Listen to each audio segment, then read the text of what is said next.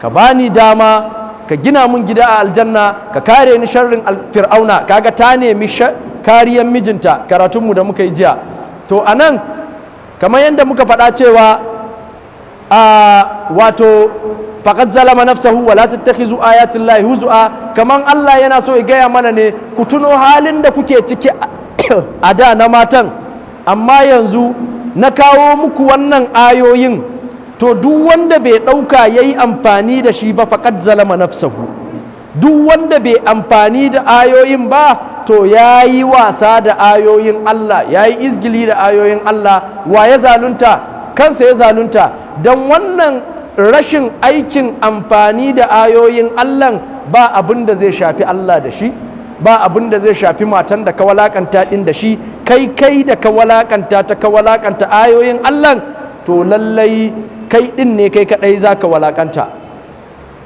Wala tattakhizu ayatullahi huzua. Duk wanda ya ji wannan ayoyin da ake karantawa akan rike mata yayi wasa da shi, to shi ma yana cikin wannan ayoyin jama'a. Ba wai fa Allah yana magana da mutanen zamanin da bane ku kun riga kun sha, a'a mu ma da mu ake magana har yanzu.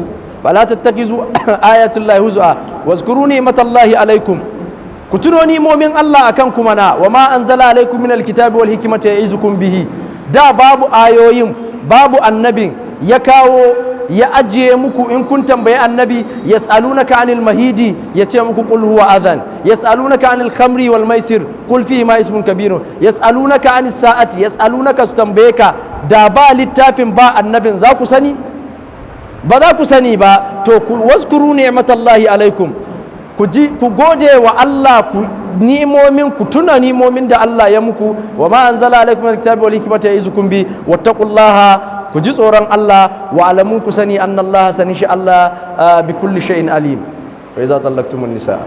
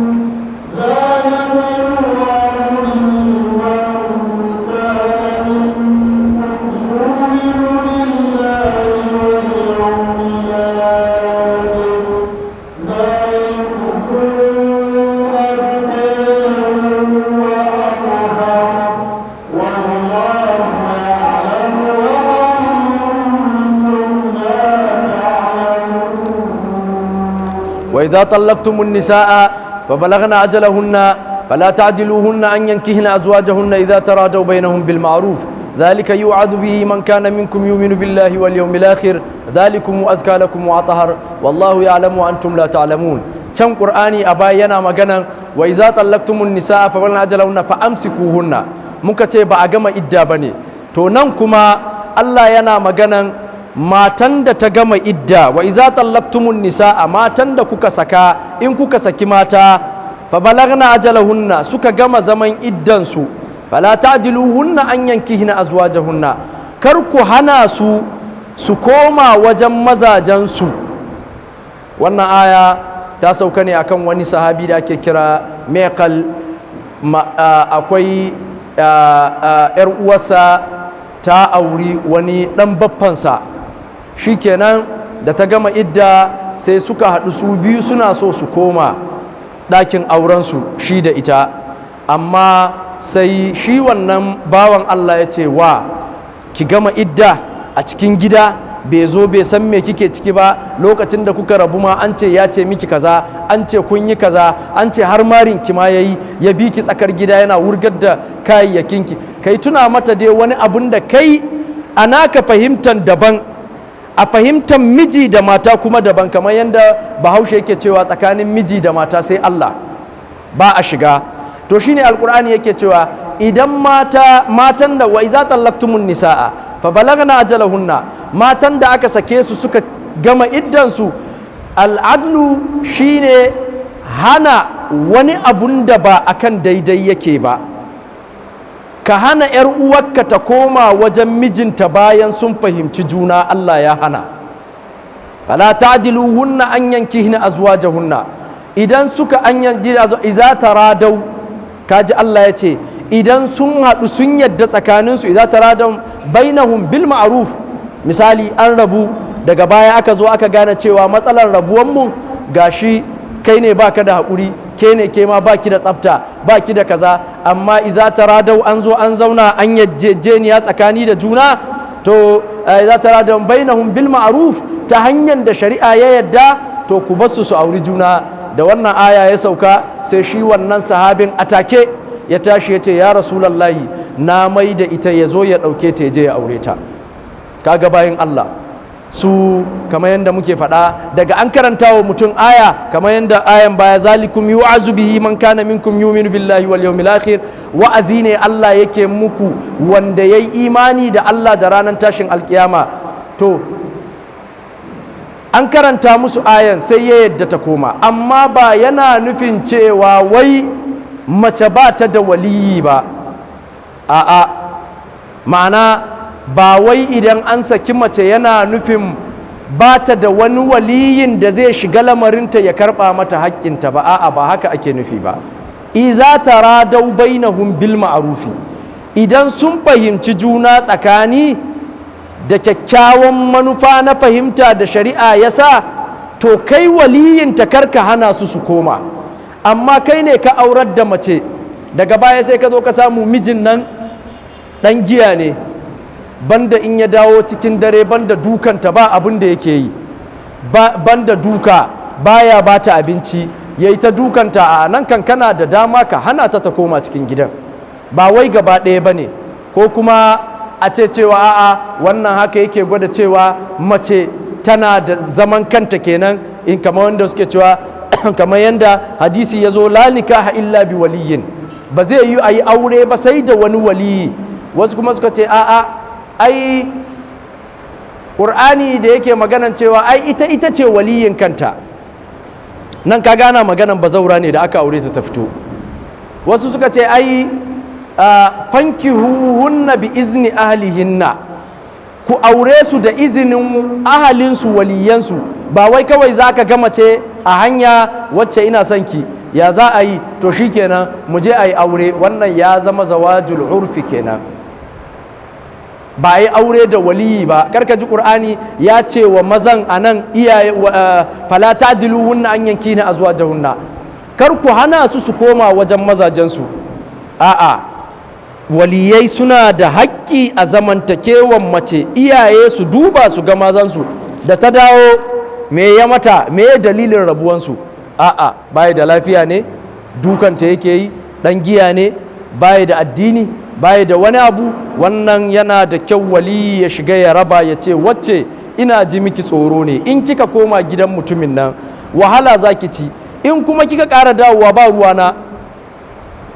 Sai sa ayan da muka faɗa a baya, fa ba su hakaman minalihi wa hakaman minaliha, da ba su da haƙƙi a ciki, da ba za a bincika a nan ba, ba za a bincika a wajen waliyan a nan ba, a'a, waliyi yana da haƙƙi a bibiyar lamarin aure na tsakanin miji da mata. Amma in ya zama an taradin minhuma, sun zauna sun fahimci kansu, to ba laifi ta koma gidan mijinta. Kaji ƙur'ani a nan a maganan baya, ƙur'ani ya ce wa bu'ulatuhunna a haƙƙu bi raddihinna, mazajensu su suke da haƙƙi su mai da su gidan auren.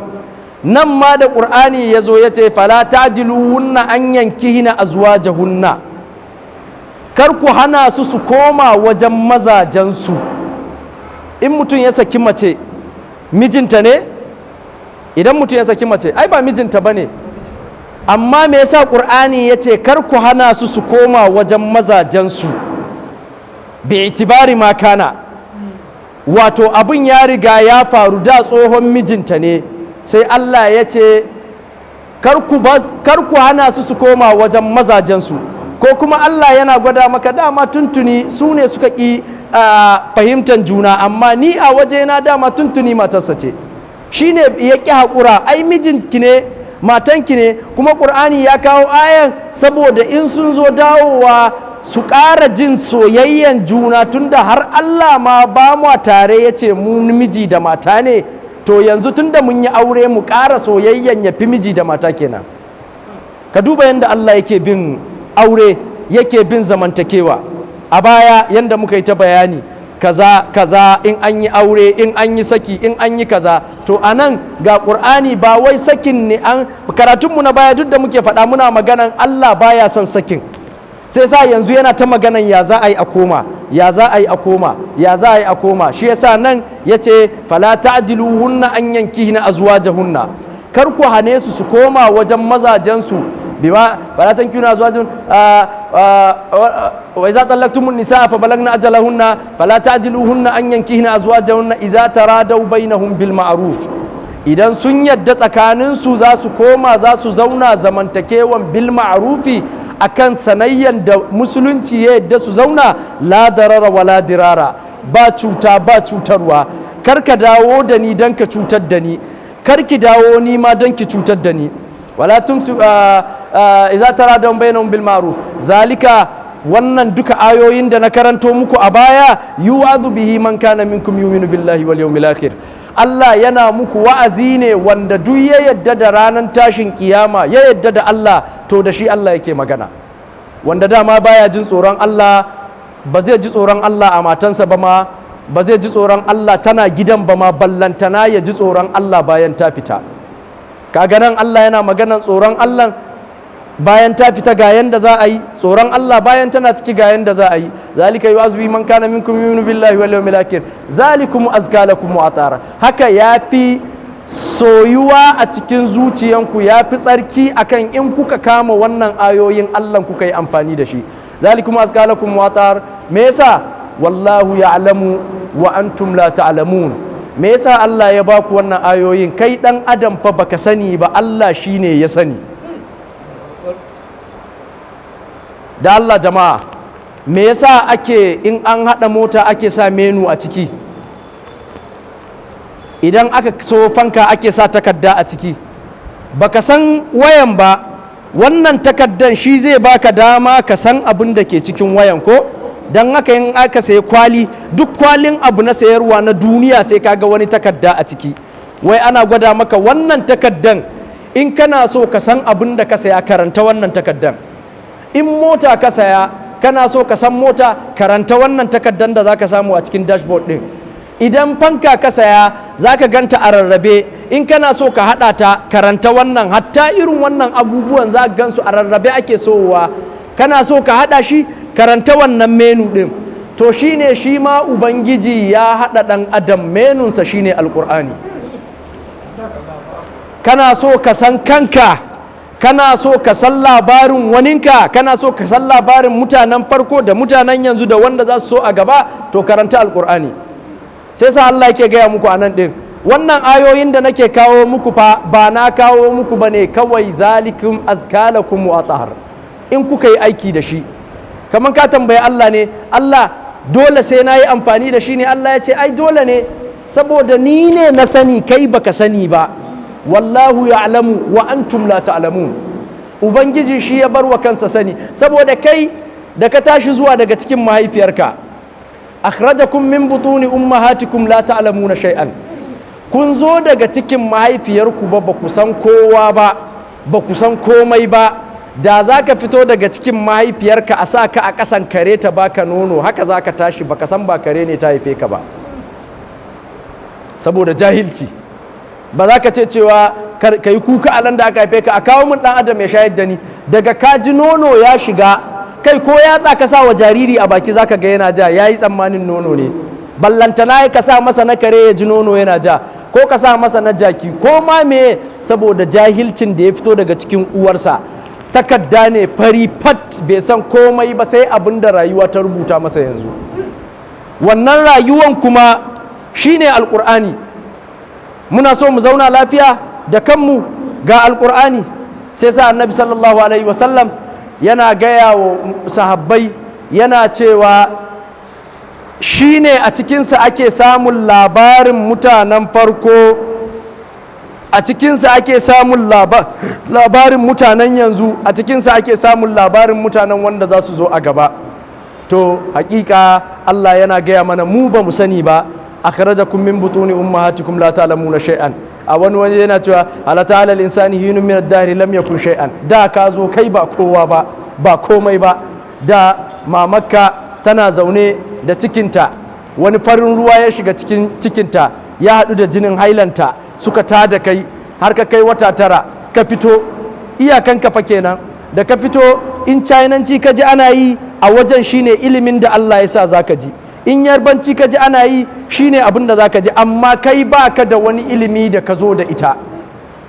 Sai dai in annabin Allah ne irin annabi Isa da zai zo da iliminsa, in an tambaye sa waye kai ya ce inni Abdullahi atani alkitaba wa ja'alani nabiyyan.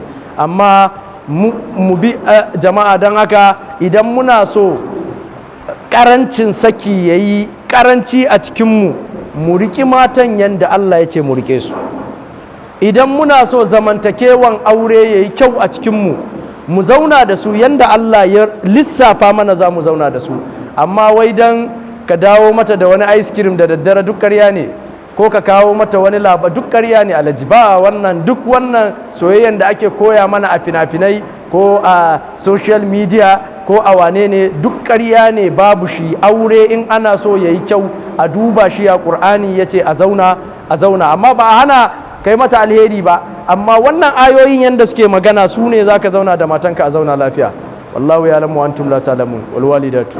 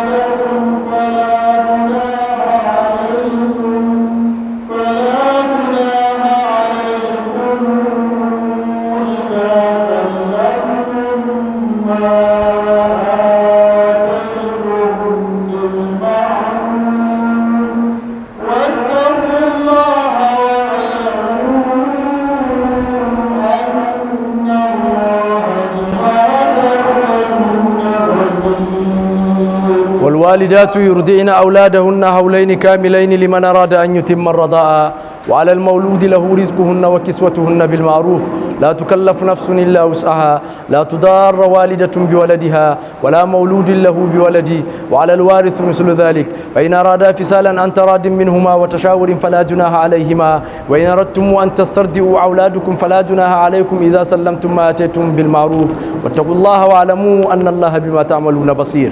Bayan an gama da labarin saki, walwalidatu yurdi'na auladahunna, iyaye mata yurdi'na auladahunna su shayar da 'ya'yansu haulaini kamilaini tsawon shekaru 2 cikakku liman arada an yutimma rada'a ga wanda yake so ya cika adadin shayarwan, yake so ya cika adadin kwanakin shayarwan.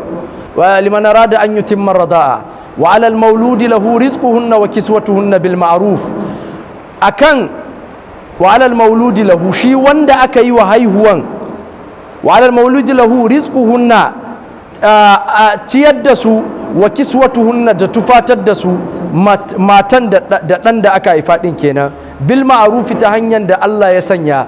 La tudarra walidatun bi waladiha, karka cutar da uwa saboda ɗanta. La tudarra walidatun bi waladiha, wala mauludin lahu bi waladi, kar ku cutar da uba shi ma saboda ɗansa, wa alal waris mislu dhalik, da wanda aka bada gadan hakan a kansa shi ma irin wannan abubuwan da aka jero din zai yi. Ba ina rada fisalan an taradin minhuma, idan suna so kuma su yaye shi kafin cikan shekara uku, fala juna wa ina rada fisalan an taradin minhuma fala juna alaikum an tasad والوالدات يرضين أولادهن حولين كاملين لمن أراد أن يتم الرضاعة وعلى المولود له رزقهن وكسوتهن بالمعروف لا تكلف نفس إلا وسعها لا تضار والدة بولدها ولا مولود له بولده وعلى الوارث من ذلك فإن أرادا فصالا عن تراض منهما وتشاور bayan shawara da suka yi tsakaninsu fala junaha alaihima ba laifi a kansu idan suka tsaye da haka. Anan Allah yana maganan walwalidatu, kaga an kawo alif da lam, duk wata uwa da ta haihu, amma idan ka biyo karatun za ka ga ana magana ne akan uwa da aka sake ta, tun da ana maganan tun daga farko wal mutallaqatu wa iza tallaqtumun nisaa at-talaqu marratan aw tasrihun wa iza tallaqtumun nisaa fa balagna ajalahunna wa iza tallaqtumun nisaa fala ta'diluhunna. To wal walidatu ma ana maganan ci gaba da labarin matan da aka fito a baya ne, iyaye mata da aka sake su, yurdina auladahunna, su shayar da 'ya'yansu haulaini kamilaini, shekara 2 cikakku, ma'ana wajibi ne a kanta a lokacin da, amma ba wai ana nufin haƙƙinta ne, ba wai wajibi ne lallai sai mace ta shayar da ɗanta ba. Idan aka kawo, za a iya kawo wata a ce ɗauki wannan yaron ki shayar da shi, idan ya karɓa nonon ya zama ba wajibi ba ne a kan uwar ta shayar da shi, za a iya za ki shayar mana da ɗa, nawa za mu biya ki, a ba ta kuɗi kaza, 20,000 duk wata, bismillah, bai zama wajibi sai uwar ta shayar da shi ba. Amma idan ya zama an ba wa yaron nono na kowata uwa ya ƙi karɓa, to wajibin uwar ne ta shayar da shi, wannan ba ta da inda za ta je. Sannan uwar bayan an rabu za ta iya ta gaya wa uban, shayar maka da ɗa ne, to sai ka biya ni zan shayar da shi, dole za ka biya ta, sai ka biya ni za ka shayar da shi, zan shayar da shi. Ko kuma in ya zamanto cewa haƙƙi ake nufi akan uwa ta shayar da ɗanta, haulaini kamilaini liman arada an yutimma rada'a, ga wanda yake so ya gama ya isar da duka kwanakin da aka tabbatar na cika lokutan shayarwa. Wa alal mauludi lahu rizquhunna wa kiswatuhunna bil ma'ruf, karfa ya zama wai dan ka sake ta tafi da ɗan, ya zama cewa kana cewa a to tunda ta bar gidana da ita da ɗan ta jima bata fita ba, dan akwai wanda suke yin haka, ya saki mata da ɗanta su fita su bar gidan, ko a jikinsa ba zai ƙara bibiyan me take ciki ba, wai dai zai ɓata mata rai, ya ƙuntata mata. Allah ya ce a'a, wa alal mauludi lahu, wanda aka yi masa haihuwan shi, rizquhunna wa kiswatuhunna bil ma'ruf, ka ciyar da su, ka tufatar da su, dan in baka ciyar da ita ba ina ta samu nonon da za ta bashi, kuma ka tufatar da ita bil ma'ruf, in ji Allah, ba wai kawai tana shayar maka da ɗa anyhow abinci kawai garau garin kwaki duka ka bata ka ce kawai ki cike ki sayan da ki da a'a, bil ma'ruf, abinci mai kyau, me bi ka bata abincin da tana gidanka ma bata ci shi da kyau ba, yanzu ka zaba mata abinci mai kyau. Wa kiswatuhunna bil ma'ruf, tufafi ma in zaka kai mata karka ce a to wa za ta yi wa ado, ai ba ni bane, can ta je ta sa tsumman da za ta sa, a'a, bil ma'ruf shi ma ka sama mata riga mai kyau ta sa, ai har yanzu tana zimmanka ne na shayar da ɗanka, tana rike da ɗanka ne. wal mauludi lahu rizquhunna wa kiswatuhunna bil ma'ruf la tukallaf nafsin illa wus'aha, abinda daidai zaka iya shi zaka yi, kar a daura maka abinda ba zaka iya ba. Kaman ka tambayi Allah ne, sun matsa mun sai na yi kaza, Allah ya ce a'a, ni ma da na halicce ka ban daura maka abinda ba zaka iya ba. La tukallafu nafsin illa wus'aha, ban daura wa wata rai wani abu ba face sai abinda za ta iya. La tudarra walidatun bi waladiha, kar ku cuci uwa saboda ɗanta. Kamar mai misali, mutum ya saki uwa, bayan ya sake ta bata gama shayar da ɗan ba shekara 2, sai ya zo ya ce mata da Allah kin ga wannan shayarwa da kike yi nake biya ya kamata ya tsaya haka, ai yaro yanzu ka ya kai wata 9, ai yanzu kan zai iya cin tuwo, ai mama na an ce in kawo sa za a iya bashi tuwo. A'a, kar ka cuce ta haka, ka batta ita kuma in ta ce za ta shayar da ɗan, ka batta ta ci gaba da tayar da shi haulaini kamilaini, ka batta ta shayar da shi shekara 2, ka batta ta shayar da shi shekara 2 kamilaini, ya zama lafiyan ɗan. Karkace cewa ko kuma uba ne ya saki uwa ta tafi da ɗanta, sai ya ga ta ɗauki son duniyan nan ta ɗaura wa ɗan nan. Akwai masu yin haka, kawai sai ya zo ya same ta, maza ɗan nan ko ba a gama yaye shi ba, ki bani ɗana saboda ya ji mata ciwo. Akwai iyaye masu wannan, yana so ya raba ta da ɗan dan ya ji mata ciwo. Allah ya ce a'a, kar ku yi haka, la tudarra walidatun bi waladiha, kar ka mata haka. Ko kuma ka dinga rashin bata abinci, ka fita daga harkanta saboda ka kuntata mata. A'a, ka ji alkur'ani, har ɗa bai bari ba ya biyo yana gaya muku ga haƙƙinsa, ga haƙƙin mace. An fara bufa wannan maganan da ake yi, an rabu ne tsakanin namiji da mace, amma Allah ya biyo ku yana gaya muku ga yanda za a zauna lafiya, kar ya kai ga cuta ko cutarwa. La tudarra walidatun bi waladiha wala mauludun lahu bi waladi, kar kuma ku cuci uba saboda ɗansa. Misali, ita uwa tana shayar da ɗan, tana karɓan 20,000, sai ta ce wa uban, to ni dai ba zan shayar maka da ɗanka ba, sai dai in za ka biya ni 50,000. A ƙa'ida kuma 20,000 ma in ya bata ya isa. To idan wata mata ta zo ta ce masa cewa ni ka bani ɗan zan shayar maka da shi a matsayin 20,000, uwar yaron kuma ta ce zan shayar maka da shi a 50,000, to ka kwace ɗan a wajen uwar, ka ba wa wanda zai shayar 20,000, saboda iya ƙarfi na kenan da zan iya, ba zan iya baki 50,000 ba. Amma idan ya zama wannan ta ce 20,000, uwa ma ta ce a bata 20,000, to wajibi ne ka dawo wa uwar da shi. Amma in za ta cuce ka ne, ba za ka dawo wa uwar da shi ba, sai dai ka kai wa waccan. Amma kai kuma idan ya zama tana gaya maka yaron nan fa bayan nono fa sai an saya masa saralak kaza, yanzu kuma saralak ya kai 1000 kaza da madara kaza, ta san ba ka da karfin da za ka iya saya. Amma tun da ka rabu da ita, addini ya ba ta dama ta karbi cewa rizquhunna wa kiswatuhunna a kanka yake, to ta samu dama inda za ta taka ka. Sai ya zama daga ta maka magana ta ce ai Allah ne ce ka ciyar da ni, Allah ne ce ka tufatar da ni, don haka dole sai an bani kaza, dole sai an mun kaza. A'a, bil ma'ruf in ji Allah, a yi shi abin a yanda ya dace da shari'a. Ke ma kar ki zo ki ce cewa, kamar yanda na ga wani bidiyo kwanakin baya, wata uwa a Larabawa ya sake ta, sai ta sa yaran nan ta dinga dukansu da taɓarya sai da kansu ya fashe, don ta tura wa uban ya ji haushi. Me laifin ɗa a ciki?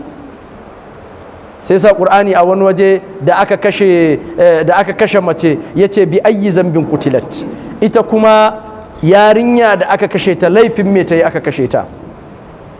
To su ma anan yaron nan baya da laifi a ciki, kar ya zama wannan yaron zai zama dalilin faɗan ku. A'a, in kana da hali ciyar da ita, wa kiswatuhunna bil ma'ruf, la tudarra walidatun bi waladiha wala mauludun lahu bi waladi wa alal waris mislu dhalik.